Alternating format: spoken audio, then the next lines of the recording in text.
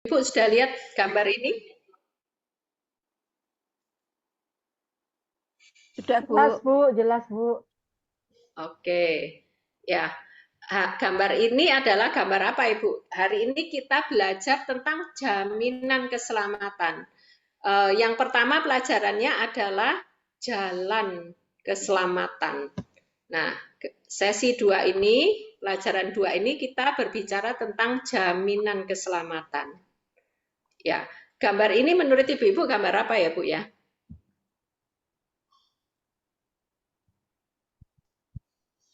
Halo. Sauh atau jangkar itu, Bu, buat kapal. Iya, oke, betul.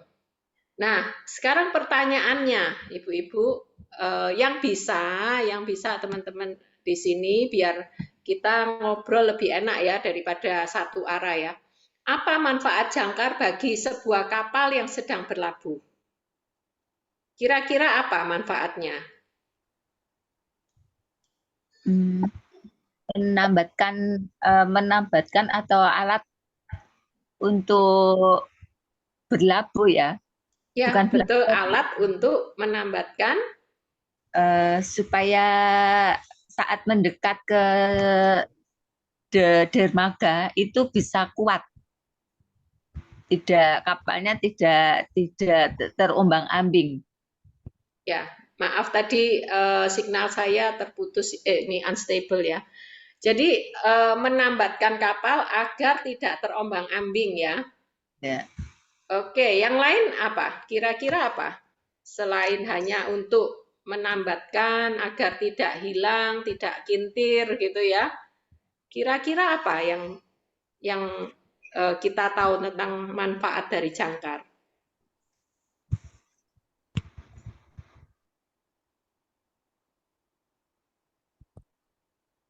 Halo, Ibu Susi yang belum jawab mungkin ya dari tadi apa di tempat ya, Bu?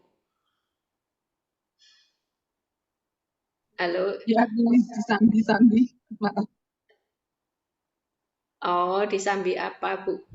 Ini Ibu-ibu. bikin salah, Bu. Lagi jualan.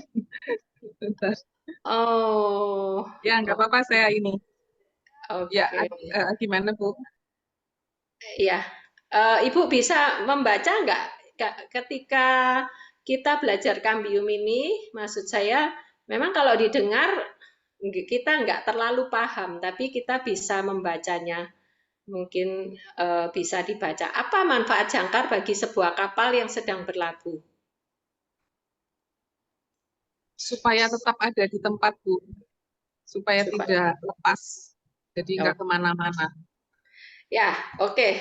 Terima kasih. Memang jangkar adalah alat yang dipakai untuk menambatkan sebuah kapal agar tidak berjalan kemana-mana. Tapi hal yang perlu kita pahami yang lebih lagi adalah dengan adanya jangkar, kapal ini bisa berfungsi dengan jauh lebih baik. Karena dengan dia ditambatkan di satu tempat tidak kemana-mana, maka kapal ini bisa berfungsi. Dia bisa menaikkan penumpang, menurunkan penumpang, dia bisa memuat satu barang dan menurunkan satu barang. Jadi kapal ini bisa berfungsi dengan baik ketika ada jangkar yang memegangnya. Dia tidak akan pernah terhilang dan bisa berfungsi dengan baik. Ya, hari ini kita belajar tentang jaminan keselamatan. Kalau yang sesi 1 berbicara tentang jalan keselamatan. Nah, Tuhan menawarkan jalan keselamatan dan manusia menanggapi dengan menerima. Tetapi apakah sampai di situ ternyata di dalam firman-Nya sikap Tuhan terhadap kita itu adalah memberikan fakta-fakta firman Tuhan yang menyatakan tentang jaminan keselamatan itu. Kenapa perlu jaminan? Nanti kita tahu. Tuhan memberikan jaminan agar kita itu tidak ragu lagi. Kita percaya kepada siapa kita memberikan kehidupan masa depan kita. Itu nanti kita lihat. Jadi kita akan belajar tentang apa kata Tuhan tentang jaminan keselamatan yang diberikan. Tetapi ketika Tuhan menyatakan itu, tidak semudah kita mendapatkan, oh, seperti membalik tangan. Ketika saya di dalam Kristus, pasti semuanya aman, jalannya mulus. Ternyata enggak. Ada faktor penggoyah keyakinan keselamatan kita. Nah, nanti kita belajar tentang faktor. Ada 3 faktor. Faktor yang pertama itu adalah pekerjaan iblis. Yang kedua itu adalah perbuatan dosa kita. Dan yang ketiga itu adalah faktor belum anak. Inilah faktor penggoyah keyakinan kita. Walaupun kita dijamin ada fakta firman Tuhan, tapi kehidupan kita belum tentu mulus. Maka itu pelajaran hari ini kita harapkan kita mengerti apa sih yang terjadi di dalam kehidupan kita ini. Kenapa aku tuh tidak bisa merasa secure, aman di dalam tangan Tuhan. Ternyata ada faktor-faktor penggoyah ini yang membuat kita bisa untuk ragu. Untuk itu dengan pembelajaran ini kita makin mengerti apa sih sebenarnya jaminan yang Tuhan berikan buat kita dan jalan keluarnya. Nah, fakta yang pertama adalah dari Yohanes 10 ayat 23 sampai 20. Dikatakan domba-dombaku. Jadi kalau dikatakan domba-dombaku, berarti ini adalah sudah milik Tuhan. Sudah melalui jalan keselamatan, sudah meresponi. Jadi kita, domba-dombaku itu adalah orang-orang yang percaya dan menerima Yesus, mendengarkan suaraku. Ini kata Tuhan, bukan kata orang, tapi kata Tuhan, dombaku itu bisa mendengarkan suaraku. Dan aku, Yesus itu bilang, aku mengenal mereka, dan mereka itu mengikut aku. Dan aku memberikan hidup yang kekal kepada mereka, dan mereka pasti tidak akan binasa sampai selama-lamanya. Dan seorang pun tidak akan merebut mereka dari tanganku. Bapakku yang memberikan kepada mereka kepadaku lebih besar dari siapapun. Dan seorang pun tidak dapat merebut mereka dari tangan Bapa. Aku dan Bapa adalah satu. Jadi kalau digambarkan itu seperti ini. Aku, kata Yesus, memberikan hidup yang kekal kepada mereka. Mereka adalah orang yang meresponi jalan keselamatan. Bahwa mereka atau kita yang di sini yang telah meresponi itu pasti tidak akan binasa. Jadi kalau ada pasti dan itu adalah dijamin, kepastian ini adalah dijamin oleh Tuhan di atas segala Tuhan, Allah di atas segala Allah. Itu sangat luar biasa jaminan yang Tuhan berikan. Tuhan bilang pasti kita itu tidak akan binasa. Sampai kapan? Sampai selama-lamanya. Kalau sampai selama-lamanya berarti tidak ada waktu di mana kita itu jadi binasa. Gitu. Ketika kita meresponi dengan benar jalan yang Tuhan berikan, menerima Yesus dengan pengertian yang benar, maka kita pasti tidak akan binasa sampai selama-lamanya. Jaminan yang kedua Tuhan, bukan kedua, yang selanjutnya Tuhan itu bilang, seorang pun tidak akan merebut mereka dari tanganku. Berarti tidak ada di dunia ini yang berkuasa untuk merebut kita dari tangan Tuhan. Tuhan itu ingin juga memberikan pengertian kepada kita yang lebih lagi. Dia bilang, Bapakku, jadi Bapa yang di surga, pencipta langit dan bumi, yang memberikan mereka kepadaku, kepada Yesus itu apa? Lebih besar dari siapapun, karena dia adalah pencipta. Dan seorang pun tidak dapat merebut mereka dari tangan Bapa. Wow, jadi ini adalah jaminan yang Tuhan berikan bahwa ketika kita itu menerima Yesus, maka kita pasti pasti nanti di kekalan tidak akan binasa sampai kapan? Selama-lamanya, karena kita aman di dalam tangan Bapa. Nah, fakta kedua mengatakan, aku berkata kepadamu, sesungguhnya barang siapa mendengar perkataanku dan percaya kepada Dia yang mengutus aku, ia punya hidup yang kekal dan tidak turut dihukum. Sebab ia sudah pindah dari dalam maut ke dalam hidup. Ketika kita mendengar, kita percaya, dan kita menerima Yesus, maka saat itulah kita mendapatkan hidup yang kekal. Kalau tidak binasa itu artinya kita mengalami kehidupan yang kekal. Di dalam kehidupan yang kekal kita tidak turut dihukum. Ini kenapa harus dikatakan, karena memang di dalam Roma 3 ayat 23 bahwa hukuman dosa itu maut ketika roh kita mati. Maka dikatakan bahwa kita tidak turut dihukum lagi di dalam maut itu. Sebab kita semua sudah pindah dari dalam maut, diangkat Tuhan ke dalam hidup menjadi keluarga Tuhan. Tetapi semua orang yang menerimanya diberinya kuasa supaya menjadi anak Allah, yaitu mereka yang percaya dalam namanya. Jadi orang yang menerima Yesus itu diberi kuasa untuk jadi anak Allah. Kalau anak Allah berarti tempat kita adalah bersama dengan Bapa, yaitu di sorga kekal. Gitu ya. Jadi kita itu sudah dijamin sedemikian rupa oleh Tuhan. Nah, ada gambaran seperti ayat tadi itu digambarkan, ada sebab dan akibat. Ketika kita mendengar perkataan, maka kita memperoleh hidup yang kekal. Kalau kita mendengar perkataan dan percaya, kita memperoleh hidup kekal, tidak dihukum, pindah dari dalam maut ke dalam hidup. Yohanes 1, ketika kita menerima dan percaya, diberi kuasa supaya menjadi anak Allah.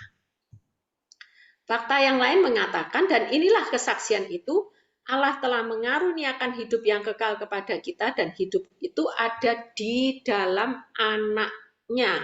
Barang siapa memiliki anak, ia memiliki hidup. Barang siapa tidak memiliki anak, ia tidak memiliki hidup. Semuanya itu kutuliskan kepadamu, supaya kamu yang percaya kepada nama Anak Allah tahu bahwa kamu memiliki hidup yang kekal. Hal ini penting ditulis, hal ini penting untuk kita mengerti, membaca, dan merenungkan bahwa Tuhan itu bicara melalui Yesus, itu berbicara mengatakan supaya kita yang percaya itu dalam nama Anak Allah Yesus itu tahu, agar kita tuh tahu bahwa kita itu memiliki hidup yang kekal. Betapa pentingnya fakta-fakta ini dituliskan agar kita itu tidak goyah. Itu sebagai jangkar kehidupan kita ya. Nah, tadi yang gambaran yang ayat tadi adalah seperti gambar di sebelah kanan, bahwa orang bisa mendapatkan hidup yang kekal ketika kita itu menerima gelas sebagai yang digambarkan sebagai anak Allah. Gitu ya. Jadi kita perlu mendapatkan anak Allah dulu, baru kita mendapatkan hidup yang kekal. Ayat yang lain yang mendukung adalah dari Roma yang ditulis oleh Paulus. Siapakah yang akan memisahkan kita dari kasih Kristus? Penindasan atau kesesakan atau bahaya atau pedang? Tetapi dalam semuanya itu kita lebih dari orang-orang yang menang oleh Dia yang telah mengasihi kita. Sebab aku yakin bahwa baik maut maupun hidup, baik malaikat maupun pemerintah, baik yang ada sekarang maupun yang akan datang, atau kuasa, baik yang di atas maupun yang di bawah, ataupun sesuatu makhluk lain, tidak akan dapat memisahkan kita dari kasih Allah yang ada dalam Kristus Yesus Tuhan kita. Ibu-ibu, kenapa kita itu penting membaca firman Tuhan?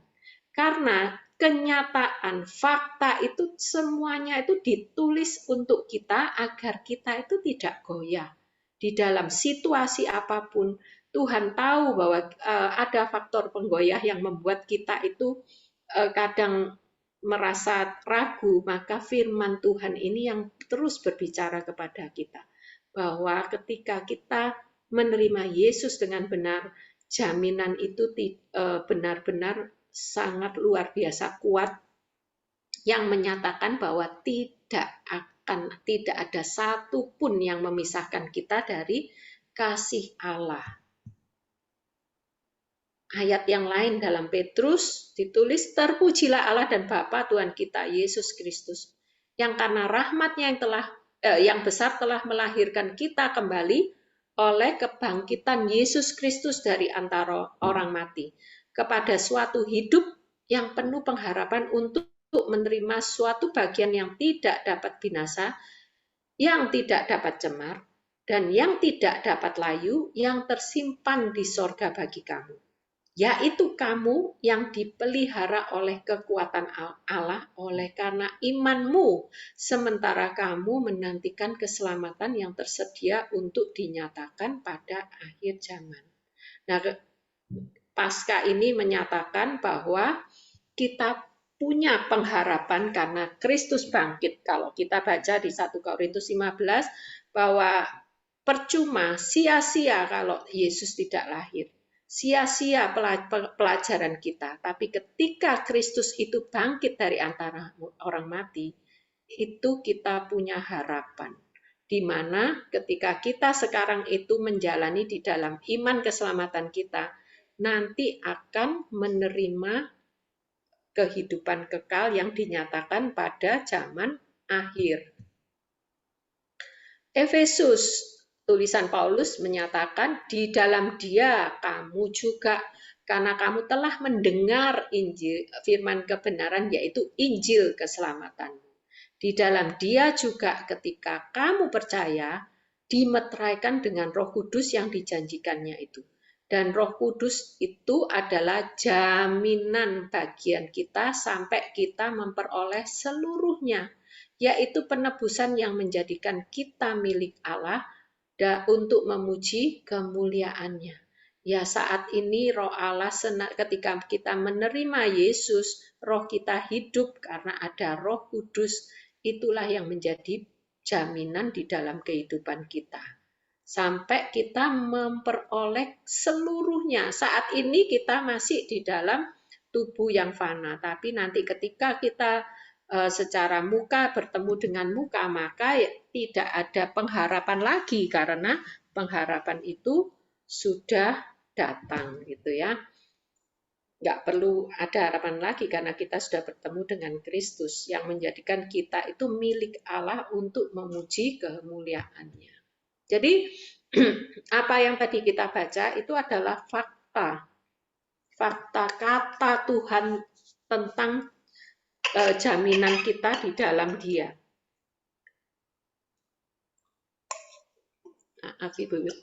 Nah, sekarang kenapa di dalam kehidupan kita kok masih ragu?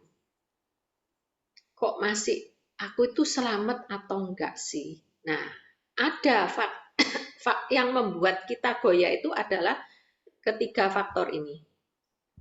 Bentar ya, Bu Ibu ya.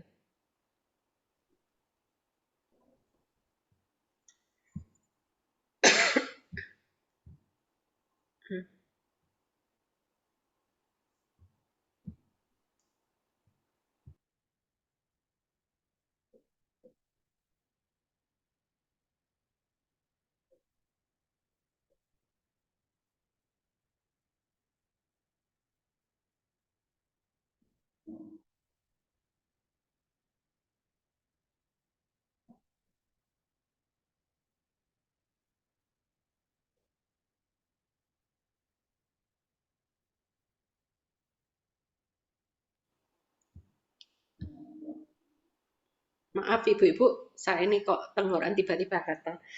Sebentar ya. Jadi ada 3 faktor penggoyah keyakinan kita. Yaitu satu, pekerjaan iblis. Dalam 1 Petrus 5 ayat 89 dikatakan, sadarlah dan berjaga-jagalah. Lawanmu si iblis berjalan keliling sama seperti singa yang mengaum-ngaum dan mencari orang yang dapat ditelannya. Lawanlah dia dengan iman yang teguh, sebab kamu tahu bahwa semua saudaramu di seluruh dunia menanggung penderitaan yang sama. Ayat ini ingin mengatakan apa? Bahwa Petrus mengatakan, memang Yesus menjamin, tetapi kita itu harus berjaga-jaga, harus senantiasa sadar. Jadi kita itu tidak boleh terlena. Karena apa? Karena si iblis itu adalah si lawan kita itu terus menginginkan kita itu jatuh. Dia itu senantiasa berkeliling, berjalan keliling sama seperti singa yang mengaum untuk apa? Mencari orang yang dapat ditelannya. Jadi kalau kita nggak berjaga-jaga itu seperti ini. Diincar terus. Orang yang tidak ada di dalam kerumunan, artinya orang yang tidak senantiasa berjaga-jaga untuk mendekat kepada sesuatu yang lebih aman. Nah, ini dalam kaitannya kita mendekat kepada Allah, maka itu menjadi incaran iblis, seperti singa yang mengaum-ngaum mencari orang yang dapat ditelannya. Hal itu bisa terjadi dalam bentuk apa? Ya, kita itu bisa merasa terancam secara manusia.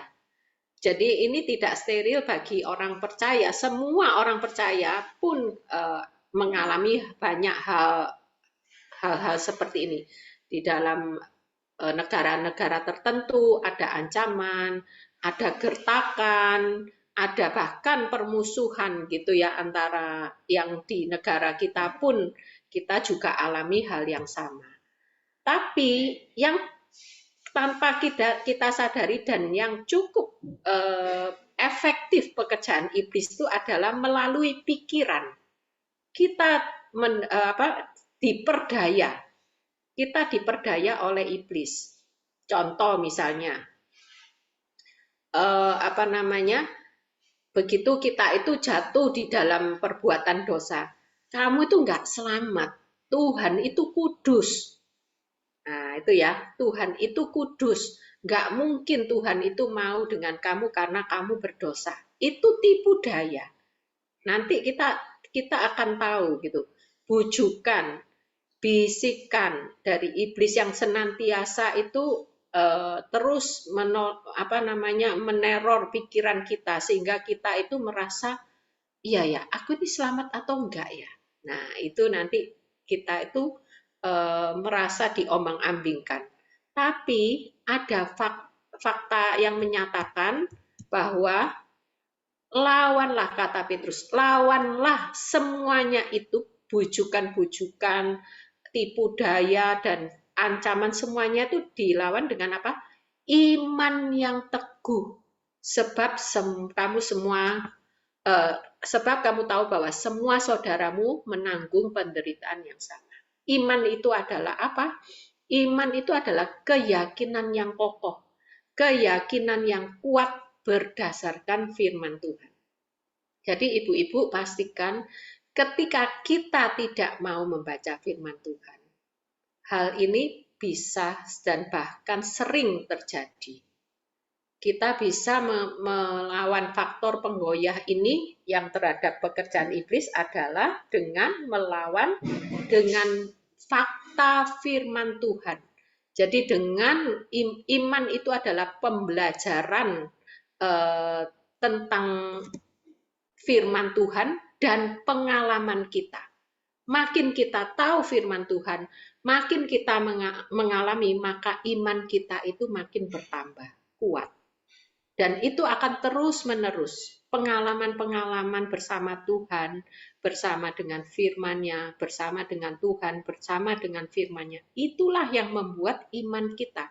Jadi iman itu bukan perasaan, tapi itu adalah fakta firman Tuhan dan pengalaman mengalami Tuhan. Itulah yang dinamakan iman. Jadi jangan salah mengerti tentang iman hanya karena perasaanku lagi baik berarti aku tuh begini. Enggak ada sama sekali hubungannya dengan perasaan. Bahkan murid Kristus perasaan fakta itu, fakta penderitaan yang dialami itu sangat jelek, tetapi dia tetap beriman karena dia tahu pengalaman dengan Tuhan sendiri, dengan firman itu sendiri. Ya, jadi jangan keliru ya. Iman itu tidak ada hubungan dengan perasaan. Nah, gambarannya itu seperti ilustrasi kereta api. Ada lokomotif, ada bahan bakar, ada penumpang. Bagian dari kereta api itu seperti ini. Lokomotif itu adalah mesin dari kendaraan ini. Bahan bakar adalah bahan yang dipakai untuk menggerakkan. Dan di belakang itu adalah gerbong penumpang. Nah, kalau digambarkan mesin lokomotif itu adalah fakta firman Tuhan, bahan bakar itu iman kita karena ada pengalaman dengan fakta dan mengalami Tuhan, dan yang gerbong yang paling belakang itu adalah perasaan. Jadi perasaan itu tidak menguasai apapun. Apakah iman kita itu berdasarkan perasaan atau fakta? Kalau kita mendasarkan iman kita pada perasaan, gerbong ini kereta api ini tidak akan pernah maju. Tapi kalau kita mendasarkan iman kita pada fakta firman Tuhan, kehidupan kita akan maju meskipun perasaan kita itu tidak baik. Karena perasaan itu hanya mengikuti kondisi kehidupan kita.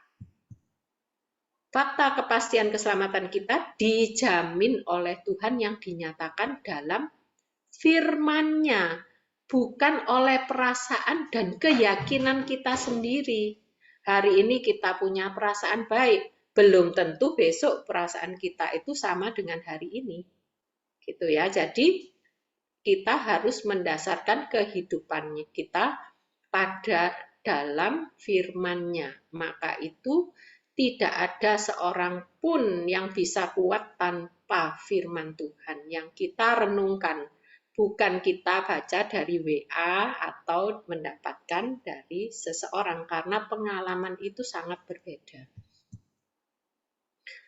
Itu fakta yang penggoyah, hal yang penggoyah pertama itu pekerjaan iblis kita lawan dengan iman. Iman yang berdasarkan firman Tuhan. Nah, faktor penggoyah kedua adalah perbuatan dosa kita. Sesungguhnya di dalam Yesaya, tangan Tuhan tidak kurang panjang untuk menyelamatkan dan pendengarannya tidak kurang tajam untuk mendengar. Tetapi yang merupakan pemisah antara kamu dan imanmu ialah segala kejahatanmu. Ya, segala kejahatanmu itu dari pikiran, perasaan, perbuatan, perkataan kita itu menjadi pemisah antara kita. Bukan orang melihat dosa besar, dosa kecil. Bahkan dosa pikiran pun itu merupakan pemisah antara kita dan Tuhan. Dan yang membuat dia menyembunyikan diri itu terhadap kamu sehingga ia tidak mendengar ialah segala dosamu. Jadi dosa itu jangan berpikir ketika kita melakukan, tetapi di dalam pikiran pun, di dalam perasaan kita. Maka itu kita harus waspada dan berjaga-jaga terhadap pikiran kita, perasaan kita. Memang sulit untuk menjadi orang percaya, tetapi itulah yang memerdekakan kita.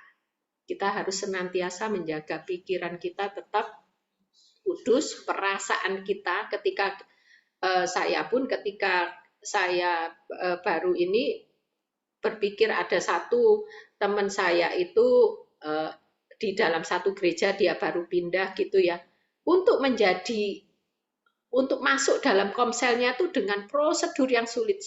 Saya itu sampai, kok gitu ya gereja sulitnya gitu begini gini.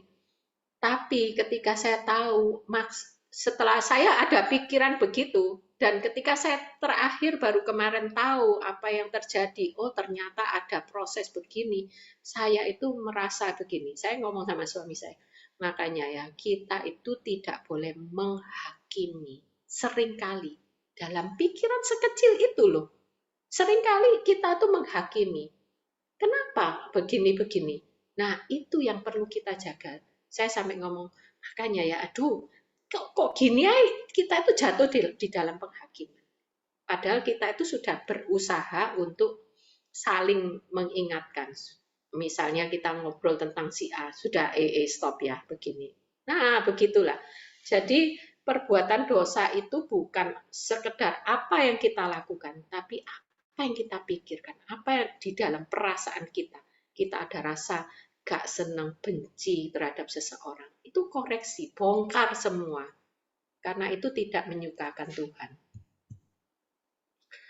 Nah, ini kita perlu tahu bahwa secara posisi kita dan relasi kita itu dengan Bapa itu seperti ini.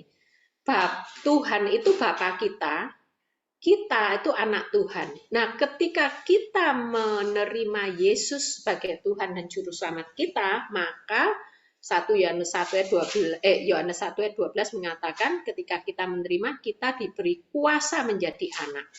Jadi secara posisi kita itu keluarga Tuhan. Tuhan Bapa kita itu sebagai anak. Tetapi di dalam keseharian kita itu tetap harus menjaga relasi kita dengan Tuhan dengan apa? Ya ini tadi menjaga dari dosa kita sehari-hari.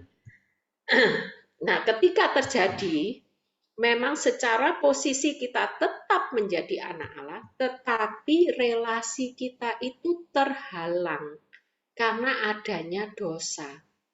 Nah, gimana cara menyelesaikan relasi kita ini dengan Tuhan, yaitu dengan 1 Yohanes 1 Tuhan memberikan jalan keluarnya adalah 1 Yohanes 1 ayat 9, jika kita mengaku dosa kita, ketika kita berdosa, kita bertobat, kita mengaku kepada Tuhan, maka Ia Allah adalah setia dan adil sehingga Ia akan mengampuni segala dosa kita dan menyucikan kita dari segala kejahatan. Nah, tidak ada dosa yang tidak diampuni oleh Tuhan. Tapi dengan catatan bahwa kita sungguh-sungguh duka terhadap dosa.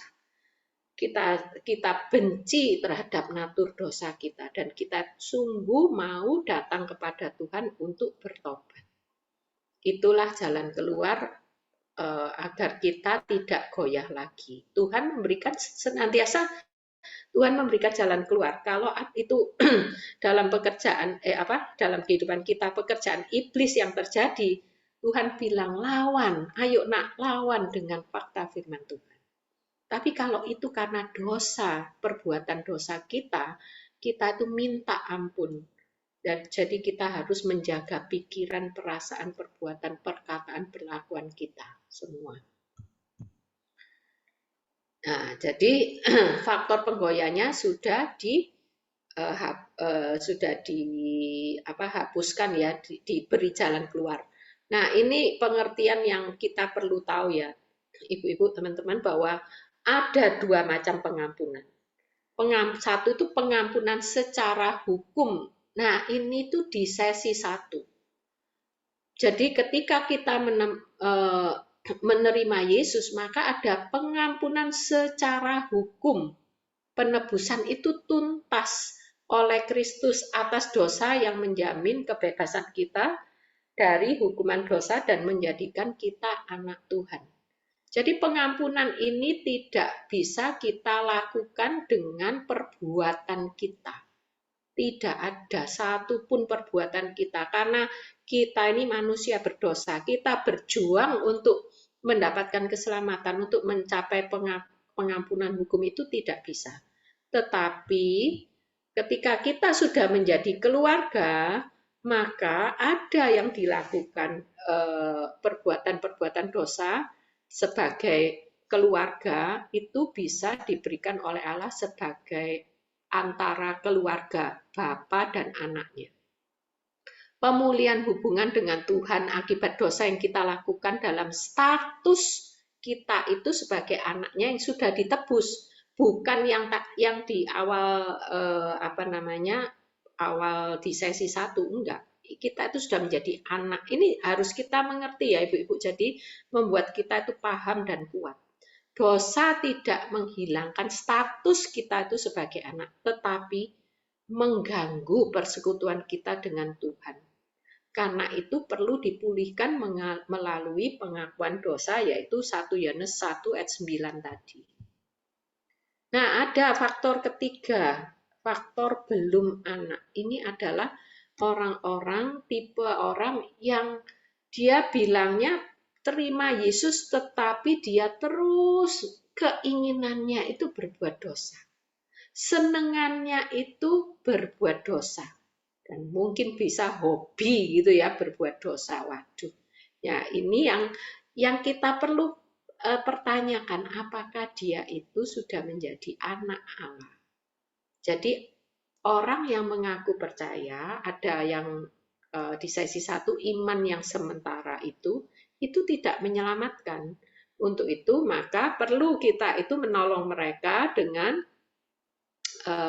hal-hal seperti ini di dalam Roma 8:15 ayat 16. Sebab kamu tidak menerima roh perbudakan yang membuat kamu menjadi takut lagi, tetapi kamu telah menerima roh yang menjadikan kamu anak Allah. Oleh roh itu kita berseru ya Aba ya Bapa. Roh itu bersaksi bersama-sama dengan roh kita bahwa kita adalah anak-anak Allah.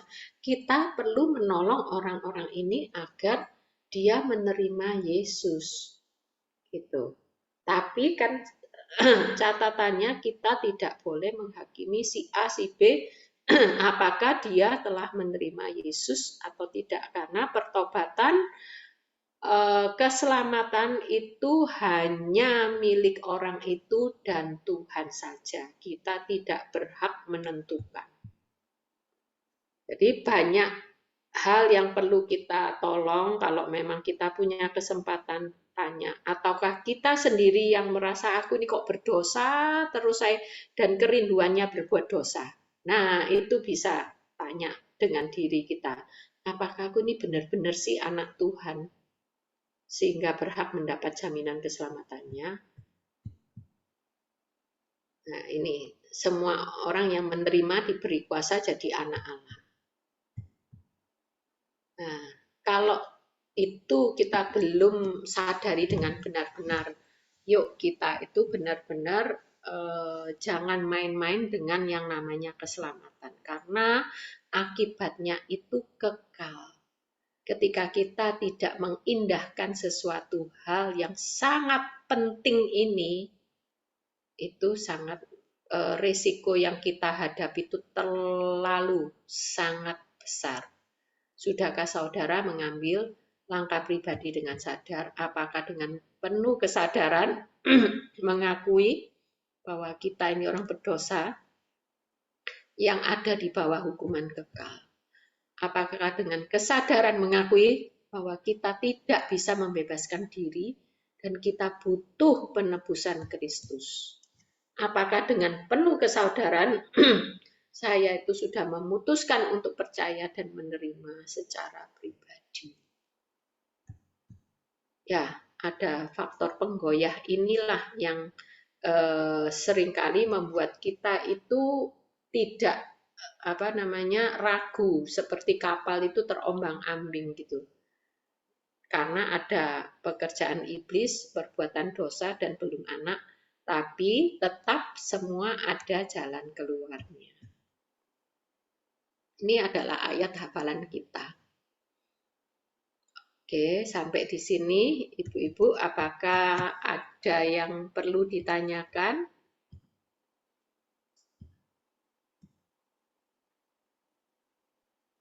Bu Unon, Bu Susi, Bu Dewi Magelang. Maaf Bu Linda, saya Iya. mungkin kan ya, apa ya?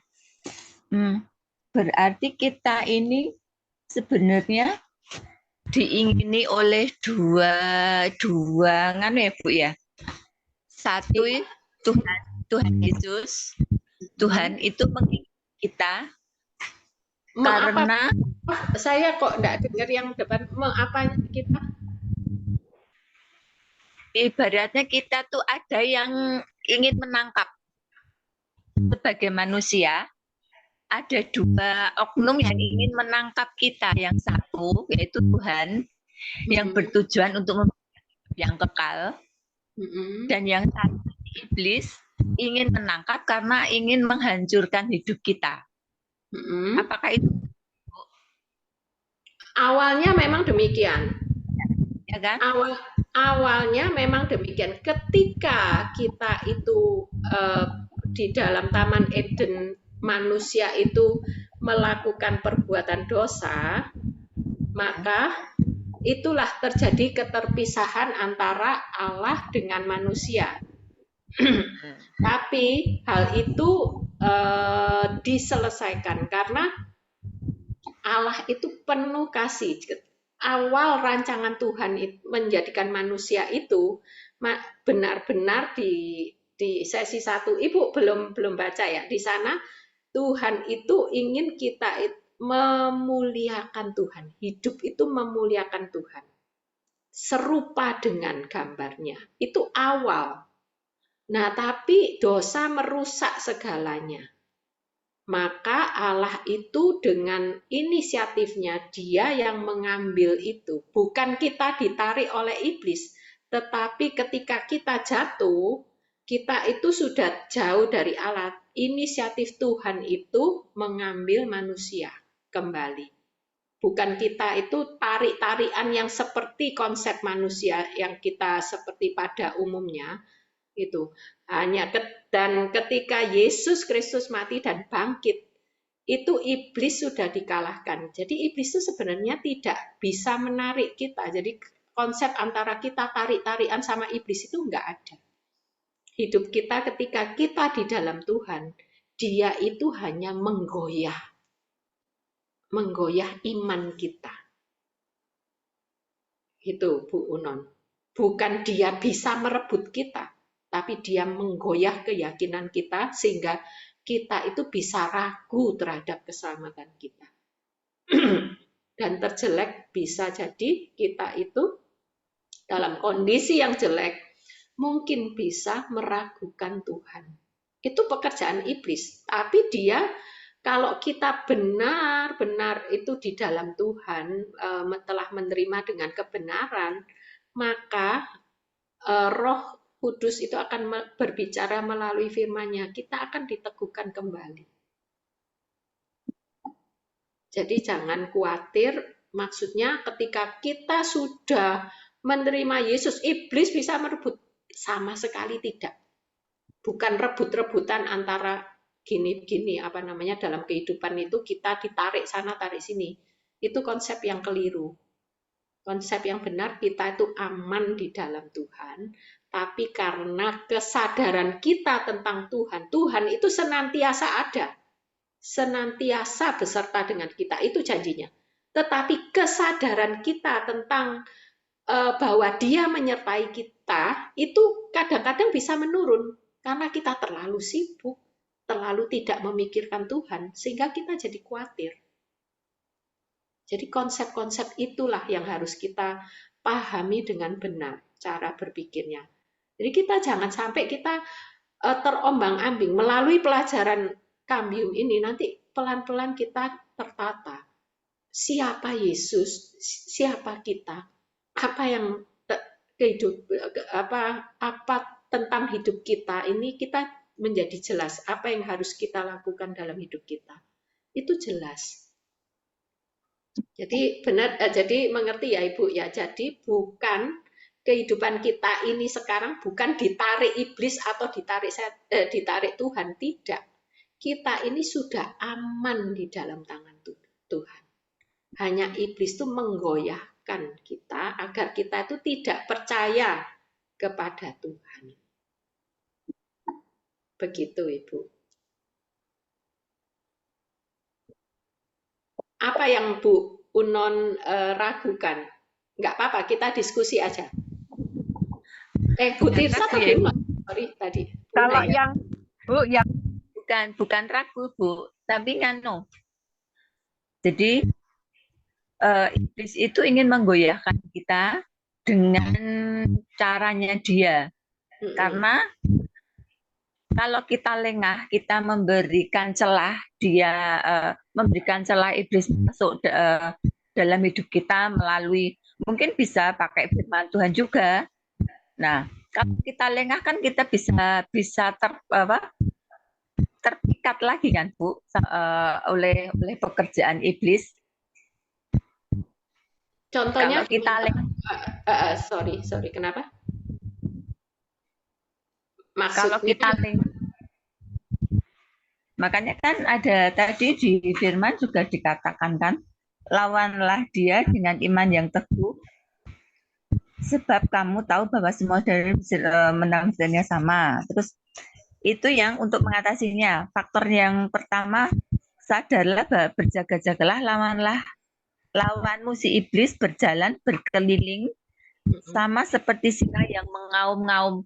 Berarti kita kan diincar melalui intimidasinya.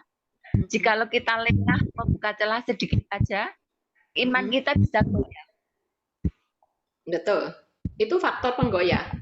Contoh sederhana ya. Ya. Contohnya ya, misalkan kadang kita ada melakukan satu dosa, itu padahal sudah tahu itu salah, sudah tahu itu dosa, ada akibatnya. Kita mau balik sama Tuhan, hidup benar gitu.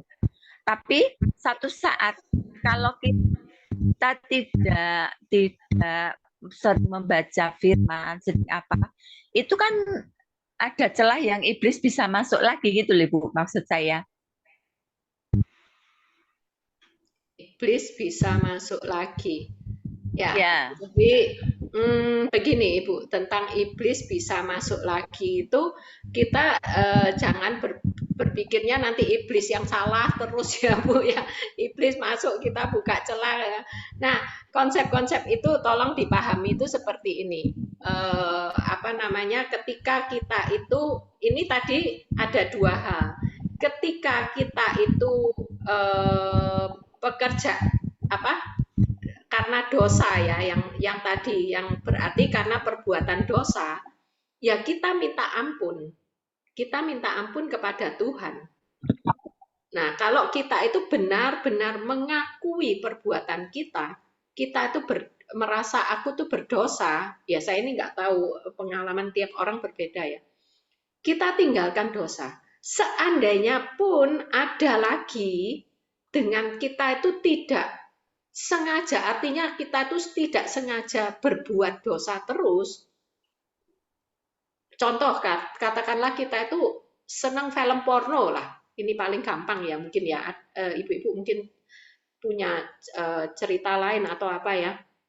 Misalnya ada kita tuh senang lihat film porno, itu berdosa kan? Dengan kesadaran, aku ini berdosa. Dan Tuhan, aku minta ampun. Suatu kali ketika kita melihat film porno, itu apa yang kita pikirkan? Kalau kita itu masih menikmati, itu kita itu perlu pengertian yang jelas. Berarti pikiran kita itu masih belum dikuasai oleh kekudusan Tuhan. Dan itu proses ibu-ibu. Jangan begini. Oh ya, jangan ngambil dua ekstrem. Itu proses. Memang tidak bisa segera dengan cepat kita itu langsung jadi apa namanya? Langsung jadi kudus. Karena kekudusan itu suatu proses, makanya di Roma 8:28 itu dikatakan Allah turut bekerja dalam apa? Segala hal agar kita itu makin ditolong untuk memiliki karakter seperti Kristus di ayat 29-nya. Tapi juga jangan berpikir ketika kita kita ini sedang proses, oh ya kita nikmati ini sebagai proses. Aku masih belum bisa, ini proses, bukan begitu cara berpikirnya. Makanya itu harus kita itu benar-benar kalau kita menjadi anak Allah, nilai-nilai kehidupan kita itu harus seperti kerajaan Allah di dalam segala hal. Cara berpikir kita, cara berbisnis kita, cara kita melayani, cara kita ngomong, macam-macam. Terus kita itu berproses seperti nilai kerajaan Allah, anak kita. Kalau kita dari kecil, kalau diberi kita akan mengajarkan, kita kasih barang, bilang apa? Terima kasih. Kalau melakukan apa? Bilang apa? Sorry. Itu nilai. Nah, kalau kita itu mengaku sebagai anak Allah, nilai kerajaan itu harus menjadi patokan kita. Nah, kita belajar nilai kerajaan Allah dari mana? Dari firman Tuhan itu. Saya ini cuma membawa kita ini ke pola pikir ya. Kita itu jangan sampai bingung. Kalau kita menjadi orang percaya sebagai anak, kita harus punya nilai-nilai kerajaan Allah. Kalau kita bersama dengan Bapa, apa yang menjadi pemikiran Bapa, itu menjadi pemikiran kita.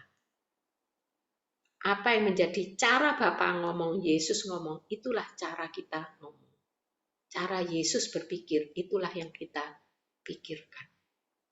Nah, itu kita tidak akan jatuh bangun. Kalau kita menyadari dan mengerti. Gitu Bu Unon. Ataukah Ibu Non ada pernyataan lain? Sudah Ibu, terima kasih untuk penjelasannya. Iya. Oke. Lebih mengerti ya Bu ya? Iya Bu. Iya, terima kasih. Bu, kalau tolong tanya, tadi kan penggoyah iman tuh satu iblis, kedua itu dosa, yang ketiga apa ya Bu ya?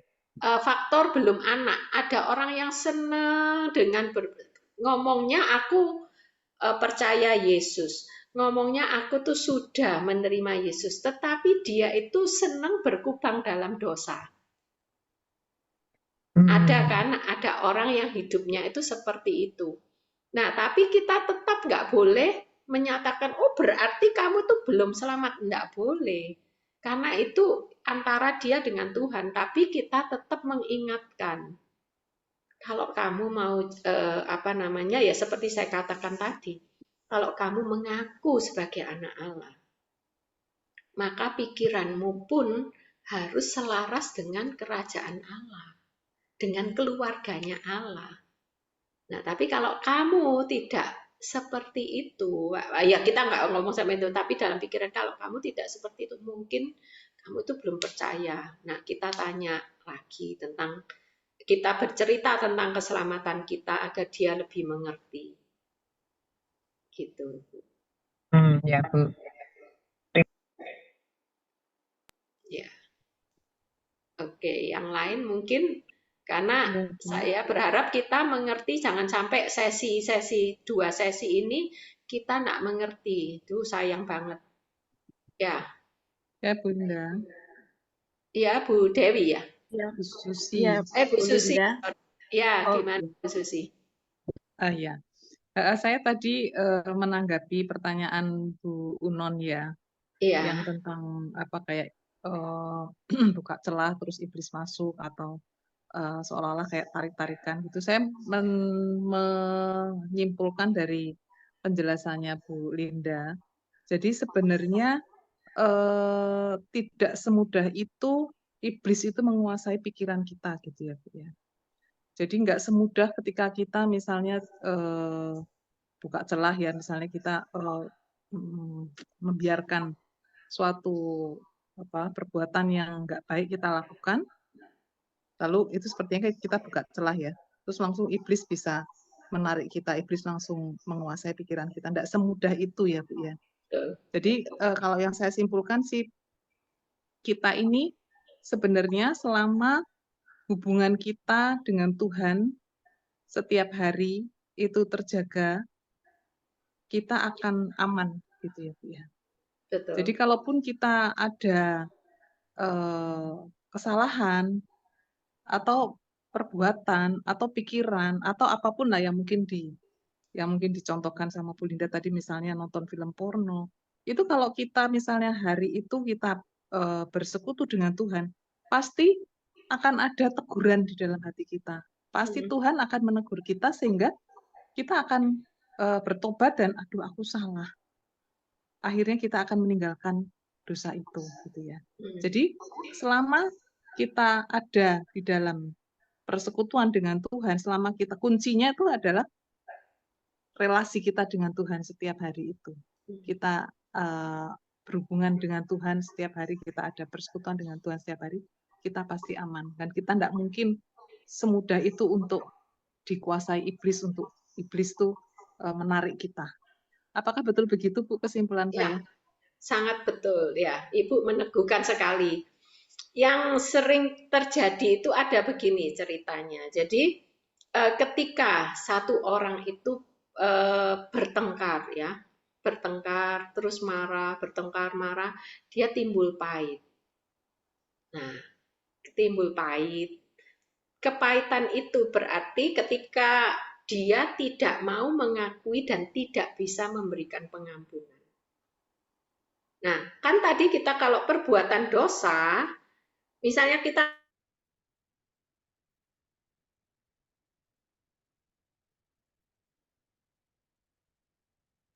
Bu Linda nge-freeze ya? Iya, Chris. Iya, nge-freeze. Ya, ditunggu aja.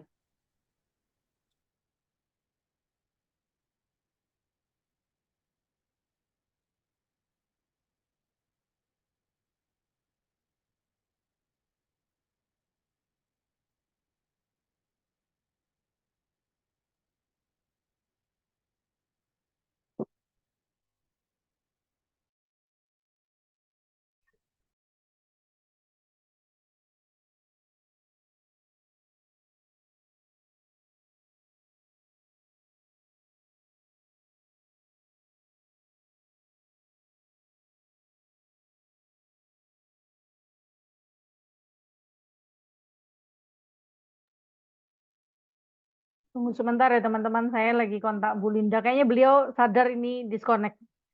Beliau akan masuk lagi.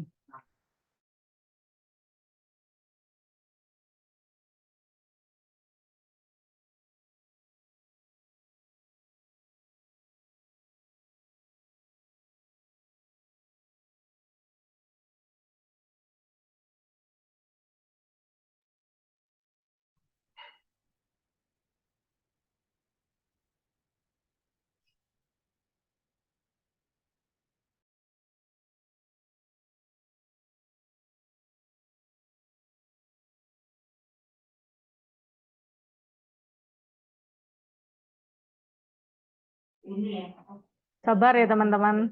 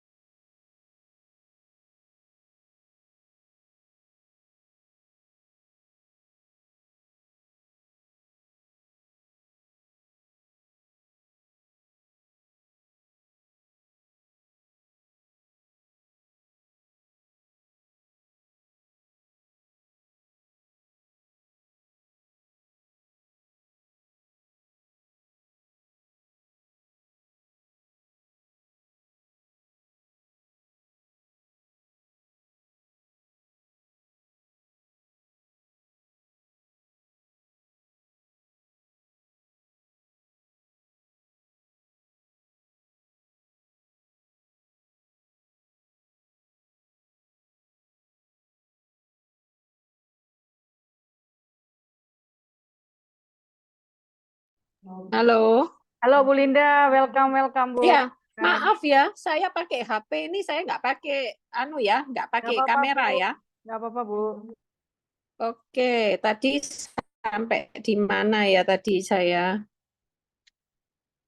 Oh, ya saya ingat tadi Ibu siapa tadi yang tanya? Bu Susi tadi yang meneguhkan lagi Bu. Halo. Tadi terakhir itu Bu Susi yang meneguhkan kembali Bu bahwa Oh kalau ya, dekat Tuhan jadi tidak mungkin segampang itu berdosa. misalnya ada yang membuat orang itu gini, saya tadi mau berbicara gini, emang ada perbuatan dosa yang segera diselesaikan, tetapi ada perbuatan-perbuatan kita itu yang berdosa, tapi kita itu nggak mau menyelesaikannya. Artinya kita itu tidak mau memberikan pengampunan. Misalnya kita berselisih paham atau kita pernah dilukai sehingga kita tidak mau memberikan pengampunan. Nah, disitulah timbul yang namanya kepahitan, kemarahan yang tersembunyi yang kita sementara tidak selesaikan. Nah, itulah yang dikatakan kita itu buka celah. Artinya tempat-tempat itu adalah tempat menjadi pijakan iblis di dalam kehidupan kita. Jadi perbuatan dosa yang tadi disampaikan itu makanya jangan sampai menjadi kepahitan. Segera selesaikan. Tapi kalau itu sudah menjadi akar pahit, itu akan menjadikan tempat yang nyaman bagi iblis untuk berpijak karena kita tidak melakukan jalan keluar yang Tuhan berikan, yaitu mengampuni dan memohon pengampunan Tuhan. Jalannya itu satu, minta ampun kepada Tuhan, kedua, kita harus melepaskan pengampunan. Karena pengampunan itu bukan himbauan, itu adalah perintah bagi kita untuk menyelesaikan. Jadi dari sana kita tidak akan tidak akan membuka celah kepada iblis, tapi kita membuka celah ketika kita tidak mau melakukan perintah Tuhan itu. Itu siapa namanya, Bu Susi ya tadi ya, maaf saya nggak ingat. Iya, Bu. Ya, gimana Bu Susi? Ya, betul, Bu. Ya, saya lebih jelas lagi. Jadi membuka celah itu nggak hanya sekedar satu kali kita berbuat dosa, kalau kita langsung minta ampun itu berarti ya kita belum disebut itu membuka celah ya. Kalau kita sudah tahu itu kita harus bertobat tapi kita nggak bereskan, nah itu namanya kita membuka celah gitu ya, Bu. Ya. Betul. Dengan kesengajaan terus-menerus akhirnya iblis suka dengan sampah-sampah kita itu nantinya yang akan kita pelajari di sesi bertumbuh akan jelas nanti. Ya. Oke, terima kasih Bu. Oke, ya. Yang lain mungkin ada pertanyaan?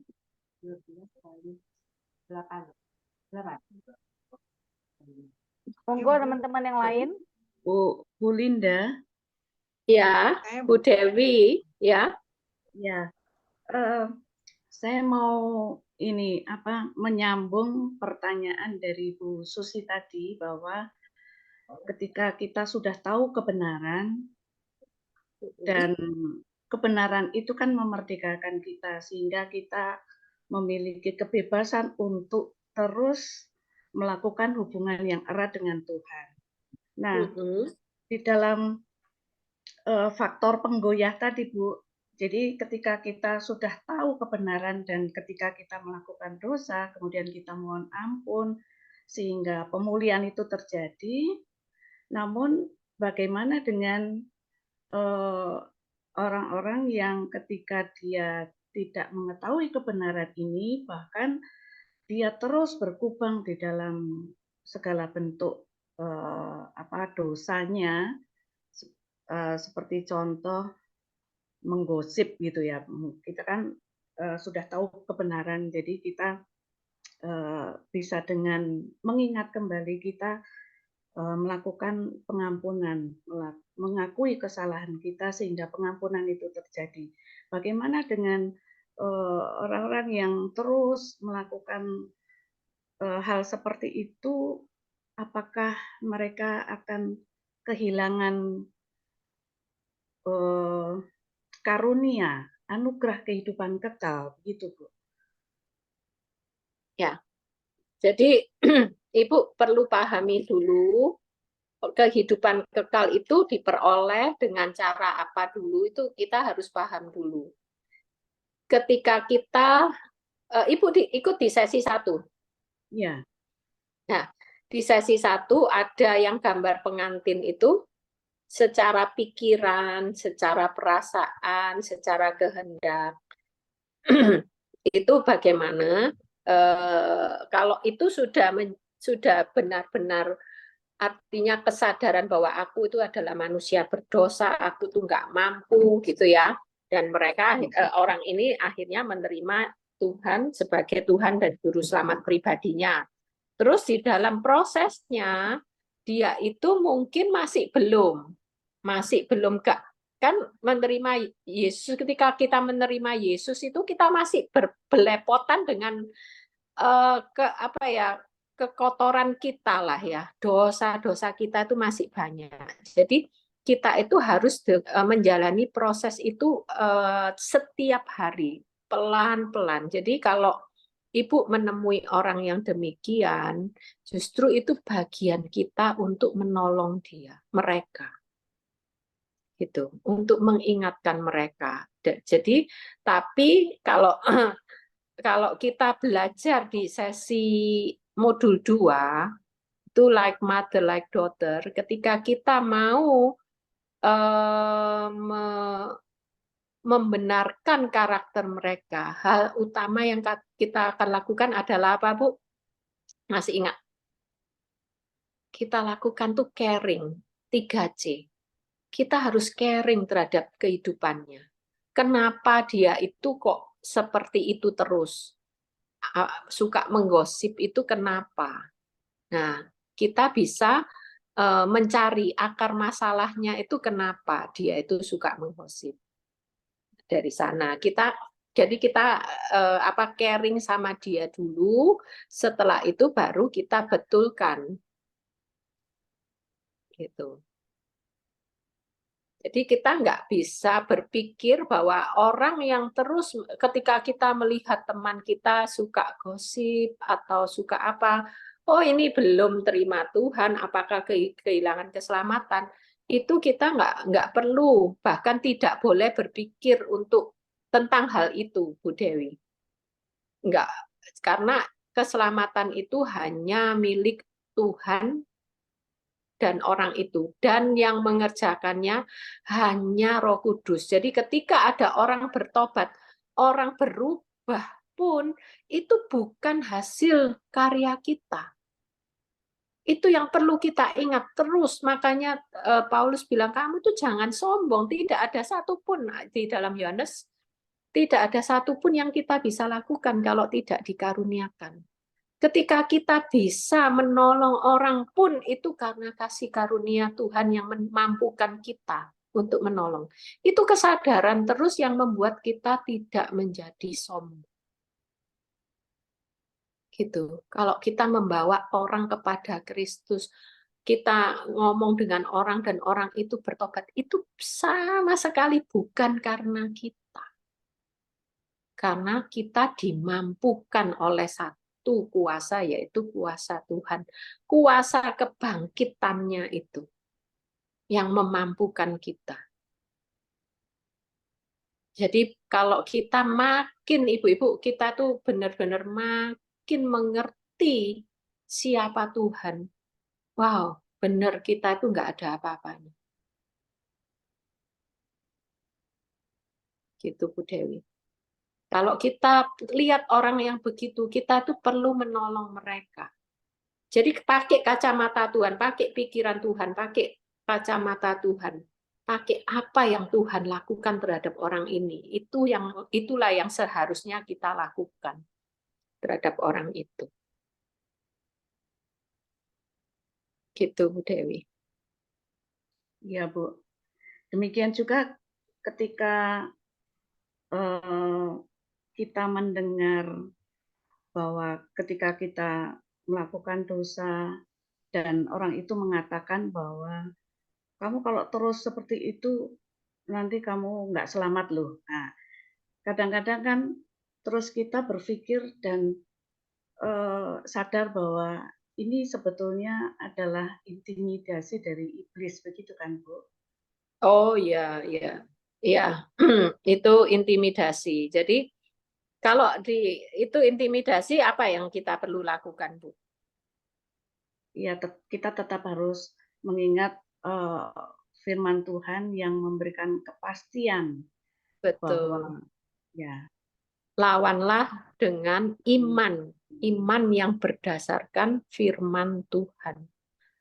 Aku hidupku dijamin kok oleh Tuhan. Tapi di dalam keberdosaan kita, coba kita sadar, walaupun dijamin ya enggak. Kalau kita Tuhan enggak segitunya gitu ya. Apa yang Tuhan mau kan tidak seperti itu. Gitu. Enggak apa-apa Bu, kalau misalnya Ibu mau sharing sesuatu yang kita bisa menolong, silakan enggak apa-apa.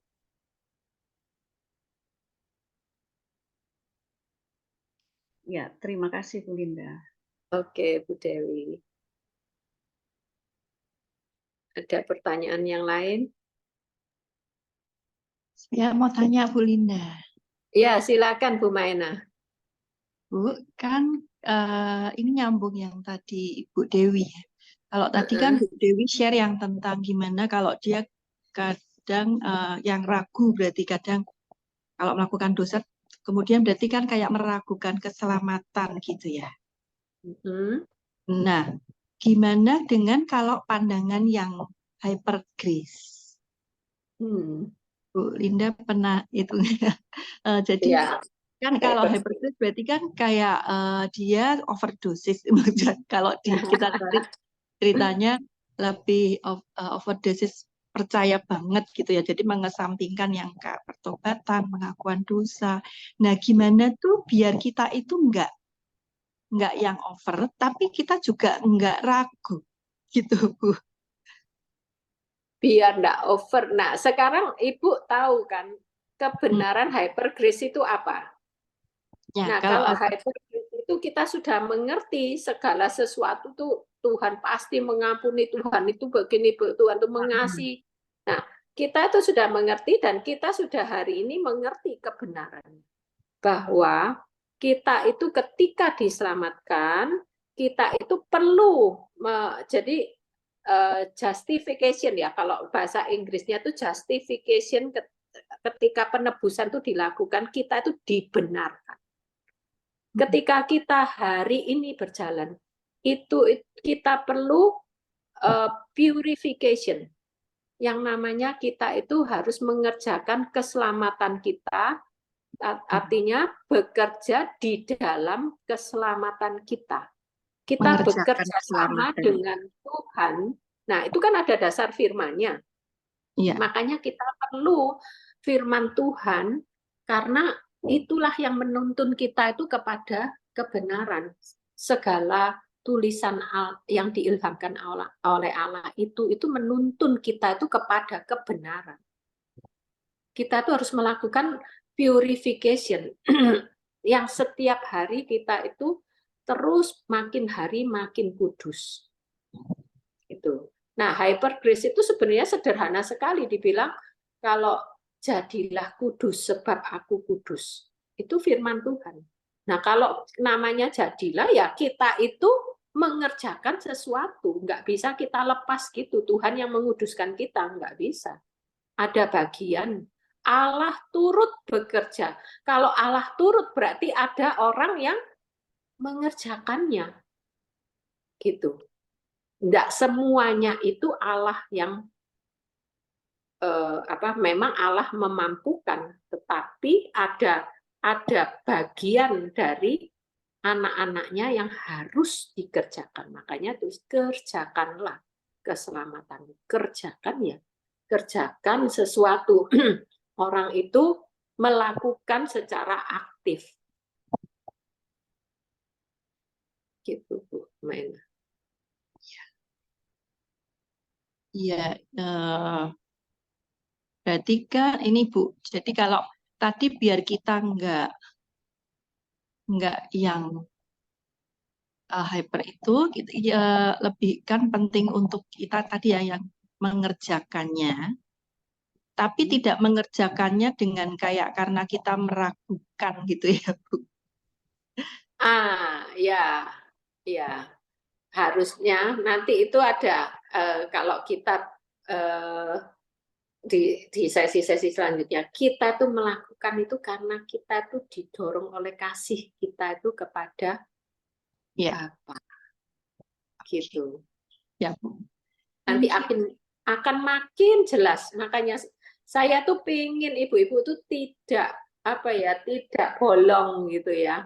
Tapi maaf setelah liburan ini jam saya ini dipakai oleh ada buka modul 2 baru. Jadi setelah ini saya nggak bisa memberikan tambahan ya. Kalau dipaksa dicariin hari ya, aduh tapi ya saya lumayan berat ya.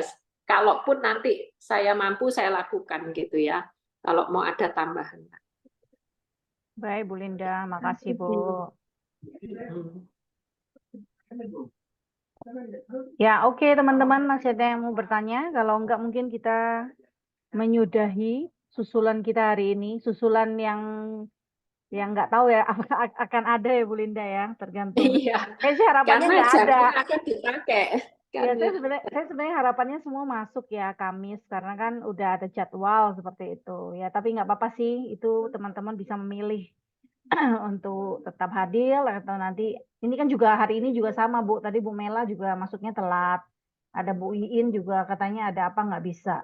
Jadi saya juga nanti nggak tahu juga nih apakah mereka boleh lanjut kelas atau gimana Bu. Koyo eman gitu ya. Iya. Oh, makanya ini saya rekam Bu. Jadi mungkin masih kasih karunia lah saya kasih rekaman gitu ya. Iya, boleh lah. Ya, supaya nggak ketinggalan seperti itu. Iya. Ya tergantung ketua kelas. Iya.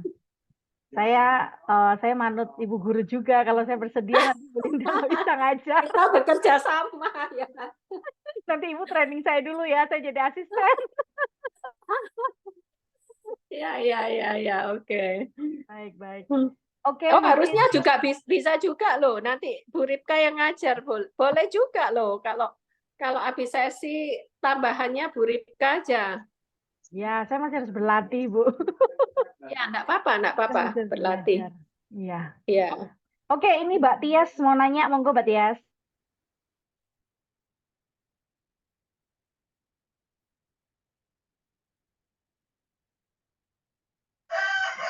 Lagi sinyalnya agak susah ya Mbak Tias ya. Videonya di off nggak apa-apa. Sedikit dari semua pertanyaan yang tadi disampaikan ibu-ibu, saya mau ini cenderung curhat apa menanyakan.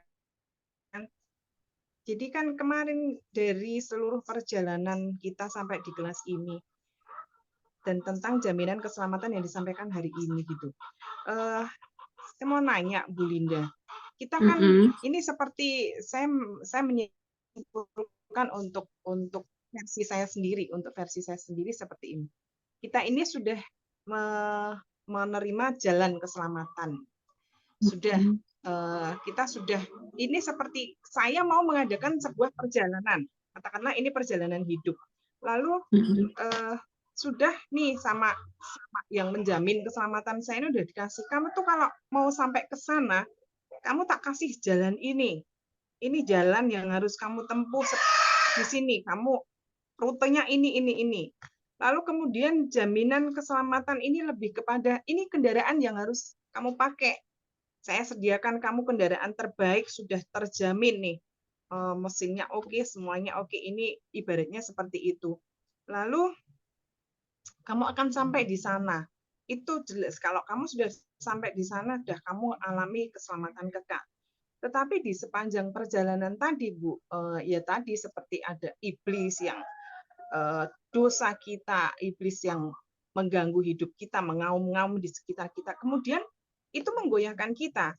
Sampai kemudian menjelang, oke lah sepanjang perjalanan meskipun kita sudah difasilitasi, sudah dijamin dengan segala hal baik gitu. Wes itu sudah tervalidasi lah untuk keselamatan kita gitu. Tapi kita tuh enggak, di sepanjang perjalanan itu kita mengabaikan itu. Karena itu tadi, karena bisikan iblis, karena banyak hal. Ya saya tidak menyalahkan iblis, maksudnya kehendak bebas kita sendiri sebagai manusia sendiri kadang-kadang membuat kita itu tadi melenceng ke kanan dan ke kiri. Nah, sampai kepada ujung perjalanan, mungkin kita baru nyadar nih, kita udah sampai, tapi ternyata perjalananku ini sudah mungkin kita dikasih batas waktu sampai ini sudah habis waktu kita, baru kita sadar. Lalu Bu, sepanjang perjalanan yang kita mengalami dosa itu tadi, ya banyak hal yang Ibu sampaikan, termasuk mungkin tergoda oleh hal-hal sekarang yang duniawi sudah sangat kuat mengaum-ngaum di sekitar kita, bahkan di sosial media sangat dekat di genggaman tangan kita. Itu kita pertanggungjawabkan di mana, Bu? Artinya apakah anugerah keselamatan itu tidak dipengaruhi oleh sekian banyak waktu yang kita buang percuma di dalam bisikan iblis, di dalam penggoyah iman yang poin yang pertama, poin yang kedua. Bahkan meskipun kita sudah divalidasi sebagai anak tadi, pun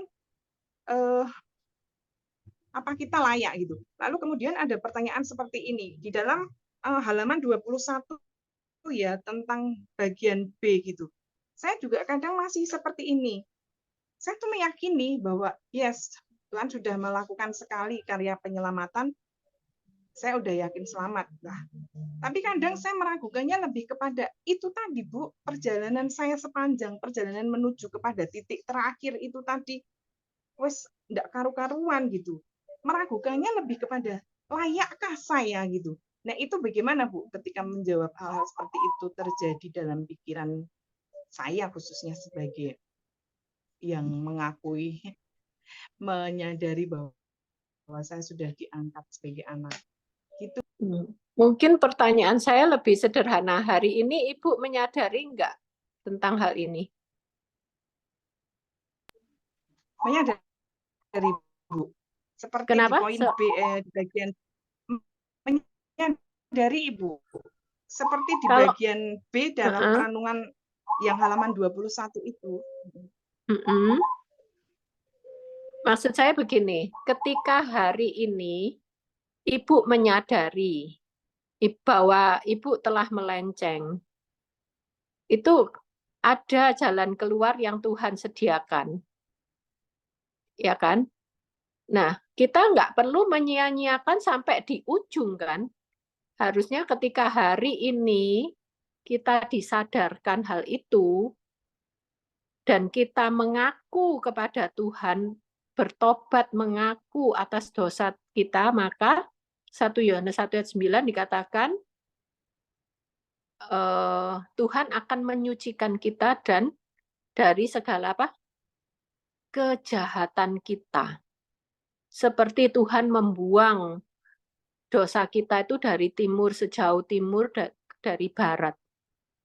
Gitu. Jadi ya kalau Ibu menyadari hari ini, lakukan hari ini. Tetapi yang perlu kita ingat, konsekuensi dosa itu tetap ada. Jadi kita tidak akan mungkin melepaskan konsekuensi dosa kita. Kita mungkin bisa mendapatkan konsekuensi itu tergantung dari apa yang telah kita kerjakan. Mungkin Mungkin ya ada orang melanggar sekali lampu merah, dia bisa lolos dosa, tapi dia sempat lolos dan tidak apa-apa. Tetapi bisa ada konsekuensi ketika kita melakukan terus-menerus, kita bisa anu. Dan hal yang kedua yang perlu diingat bahwa pada akhir zaman, maka Tuhan akan menghakimi setiap orang menurut perbuatannya. Jadi itu yang perlu kita pahami.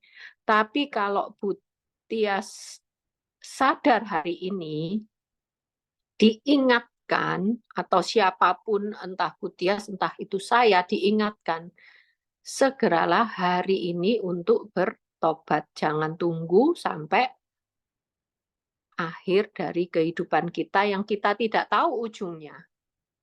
Gitu. Gitu Bu Tias. Ya. Bu Tias mungkin mendengar. Ya, Mendengar ya oke. Bu ya. Mendengar. Terima kasih Bu Linda. Iya, itu peneguhan untuk saya saja untuk apa yang Ibu sampaikan. Terima kasih banyak Bu. Iya, terima kasih, Tuhan berkati. Bu Linda, mungkin kalau saya lebih ke sederhana aja dapat nangkepnya itu gini. Saya dulu memang belum anak Tuhan, artinya saya dari kepercayaan seberang gitu.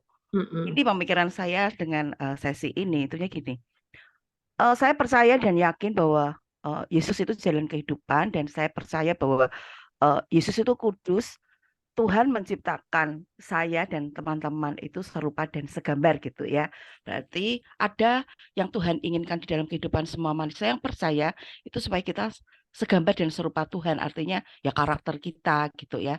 Tuhan itu kasih, Tuhan itu lemah lembut. Tapi kan kita nggak bisa seperti Tuhan gitu. Karena memang kita gampang tergoyahkan karena ada yang menggoyahkan tadi ya gitu.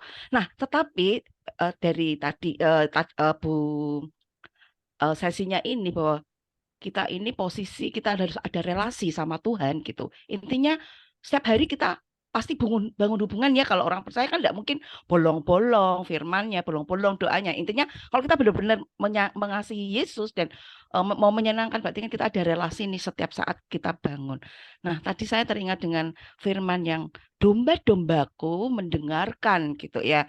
Intinya berarti ketika orang itu sudah terima Yesus dan kita mau percaya, kita mau bersungguh-sungguh bahwa dia jalan keselamatan supaya kita nggak binasa, ya belajar untuk mendengarkan. Nah, sekarang pertanyaannya, mendengarkan ke piye toh? Ya udah, kalau nggak bisa mendengarkan secara audible atau itu suara ini hati nurani apa suara Roh Kudus, ya balik lagi ke firman gitu ya. Maksudnya itulah acuan gitu. Jadi menurut saya sesi ini kalau secara saya dapat sederhananya itu ya sudah lakukan, dan memang kita tidak bisa setiap hari pasti ada yang mau menggoyahkan gitu ya. Tapi balik lagi sederhana lah, kalau Tuhan udah ngomong domba-dombaku mendengarkan, berarti kan setiap hari kita anggap aja nih kita domba, ini Tuhan Yesus mendengarkan. Berarti ada kita duduk manis mendengarkan dia mau berbicara apa sepanjang hari ini gitu ya.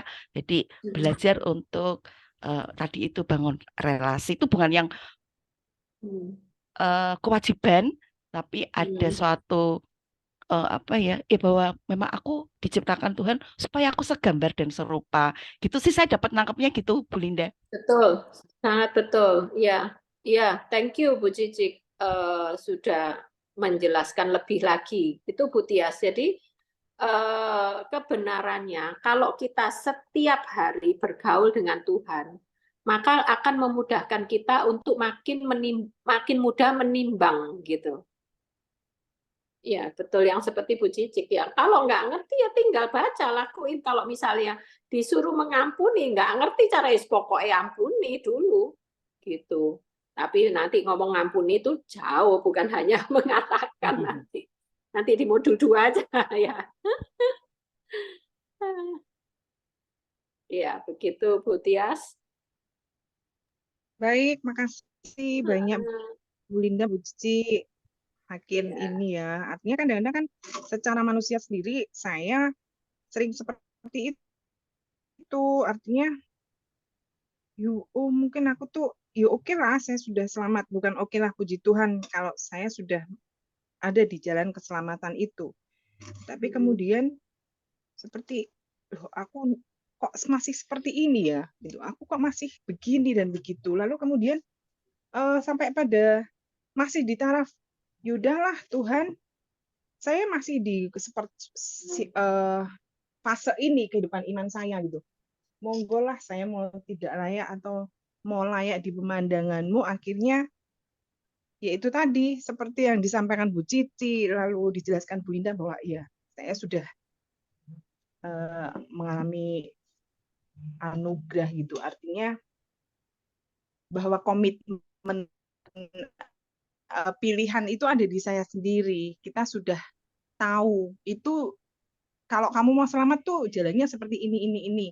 Lah kamu mau milih memakai atau enggak gitu. Itu tanggung jawab kita per pribadi seperti itu ya Bu ya. Terima kasih banyak.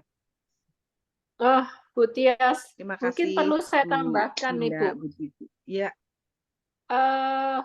ya. Ibu sampai hari ini Ibu ada perasaan tidak layak ataukah Ibu merasa Ibu sudah layak?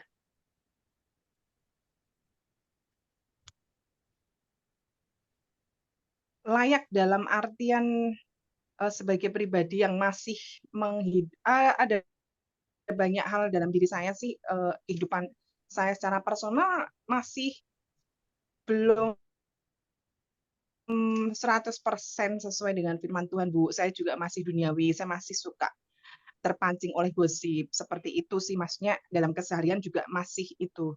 Meskipun fase untuk menjauh, semakin menjauh itu sudah saya lakukan. Artinya lebih ke seperti itu, Bu. Jadi kalau berbicara tentang layak untuk menerima anugerah, saya sangat merasa layak. Saya dikatakan kalau firman Tuhan yang saya baca, hal-hal khotbah-khotbah yang saya terima adalah, ya saya ini berharga di mata Tuhan. Kita diciptakan sangat berharga, makanya Tuhan mengaruniakan keselamatan itu, penebusan kepada saya. Saya sudah sangat merasa layak untuk di mata Tuhan saya layak. Tetapi untuk diri saya sendiri, saya sadar bahwa layak apa? Saya sampai hari ini juga masih menghidupi beberapa banyak dosa gitu, Bu. Oh, oke. Ini pengakuan. Ya, nggak apa-apa. Karena kenapa ada dosa yang sepertinya itu berulang-ulang terus. Nah, itu nanti Bu Ripka bisa bantu ya secara ya. Jadi akarnya itu apa? Jadi dicari akar. Kadang-kadang Bu Tias pernah dengar kesaksian saya gimana ketika saya itu takut gitu ya, nggak sadar saya tuh rasanya kayak nggak aman terus. Ternyata saya punya akar di masa lalu. Saya tuh kecil pernah dilecehkan, saya tuh kecil pernah melihat hal-hal yang menakutkan sehingga saya itu merasa tidak aman dalam hidup saya, dan itu munculnya itu saya sadari ketika saya dewasa. Nah, artinya ketika Bu Tias, dosa apa yang Ibu Tias itu tidak bisa menang, itu ada sesuatu yang harus dibereskan di masa lalu, Bu Tias. Nah, penipuan dari si iblis itu merasa kalau kamu sudah terima Yesus, berarti kamu tuh sudah aman seterusnya dan bisa bertumbuh. Padahal kenyataannya seringkali kita tuh tidak bisa bertumbuh karena ada akar dosa di masa lalu kita itu belum dibereskan gitu, Bu Tias. Ya, Bu. Ya, terima kasih. Lebih baik kalau kita bereskan, kita selesaikan semua ya sampai ke akar-akarnya, baru nanti kita bisa bebas untuk bertumbuh. Banyak Ibu orang seperti Bu Tias itu bukan satu-satunya Bu Tias, tapi hampir dari kita semua punya beban dosa masa lalu yang kita perlu bereskan gitu. Terima kasih Bu Linda. Ya, sama-sama. Saya akan sharing lebih lanjut. Baik. Oke, terima kasih. Ya. Ya, oke Mbak Tias. Nanti mungkin kita bisa japri-japrian ya, sharing tentang ini. Apakah masih ada yang bertanya? Ini sudah, kalau tidak ada yang bertanya, kita akan benar-benar tutup ini. Bu Else, makasih ya Bu, balik lagi. Kalau mau tanya boleh loh Bu Else.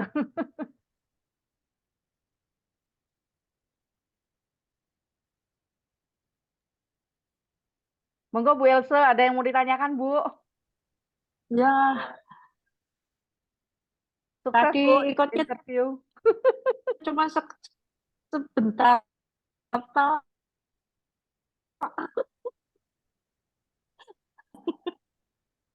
Iya. Nanti saya kasih Tutup nanti rekamannya live ya. Bu ya. Halo. Gimana Bu Tirsa?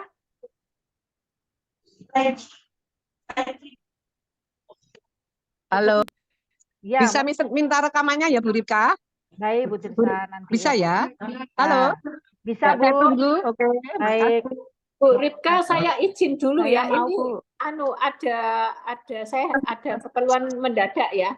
Baik, baik. Kita Oh, juga udah mau mengakhiri terima kok, Bu. kasih Bu Linda. Ya, Sampai makasih, Bu jumpa Linda. Terima kasih Bu lagi. Ibu sudah Terima kasih mendengarkan. Bu Linda. Berkati. Ya, makasih Bu Linda. Saya live juga ya. Kita doa dulu Bu Tirsa, jangan pamit dulu Bu. Oh.